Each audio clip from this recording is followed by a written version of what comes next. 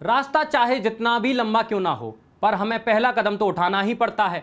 हमें सबसे पहले कठोर कानूनी व्यवस्था को सड़कों पर ही लागू करवाना होगा, ताकि इन पर कानून का राज हो और बेशकीमती इंसानी जिंदगियां सड़कों पर यूं ही जाया ना हो जाएं।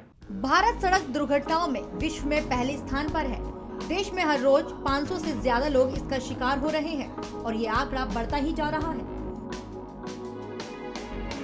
सड़क दुर्घटनाओं के लिए जवाबदेह प्रमुख रूप से 3 घटक हैं। पहला वाहन, दूसरा वाहन चालक और तीसरा वे सड़कें जिस पर वाहन चलता है। सुरक्षित वाहन चालक होना उतना ही आवश्यक है जितना कि सुरक्षित वाहन। लेकिन हमारे देश में वाहन चालक बनना और उसके लिए ड्राइविंग लाइसेंस लेना काफी आसान है। आप किसी भी परीक्षा में फेल हो सकते हैं, लेकिन ड्राइविंग की परीक्षा में नहीं।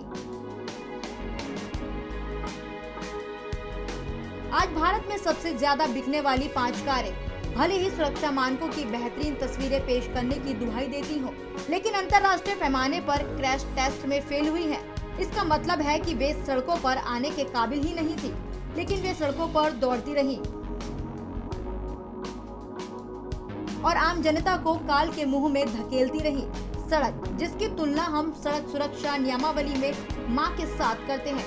जैसे कोई बच्चा गलत भी करता है तो माँ बचा लेती है, लेकिन हमारी सड़कें अपनी घटिया बनावट, सामग्री के कारण खूनी रूप ले चुकी हैं और हर रोज एक जंबो जैट की सवारियों से भी ज्यादा लोगों को काल के मुंह में धकेल रही हैं। यहाँ कई ऐसे सुझाव दिए जा रहे हैं जिनको लागू करने से हम सड़कों पर हो रही दुखद मौतों को कम कर सकते हैं।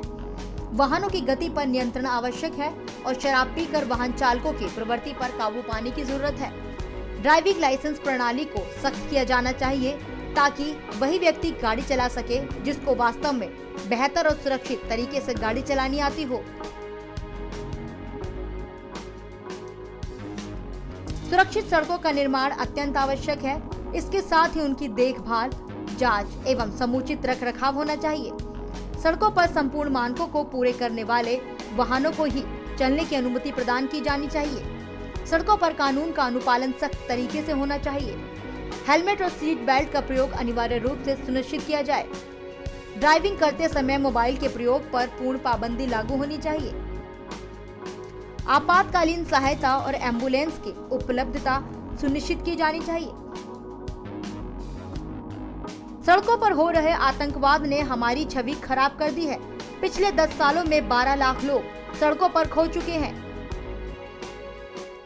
जिंदगी का ये सुहाना सफर कहीं हो ना जाए आखिरी सफर। इसके लिए कुछ सावधानियां भी हमें घर से निकलते ही जरूर अपनानी चाहिए, ताकि ये सफर आखिरी सफर ना हो। ये शहर हादसों का शहर है, यहाँ जिंदगी हादसों का सफर है। यहाँ रोज रोज हर मोड़ मोड़ पे होता है कोई न कोई हादसा हादसा हादसा हादसा। खबरों में बस इतना ही। आप देखते रहिए खबर 24 आवर।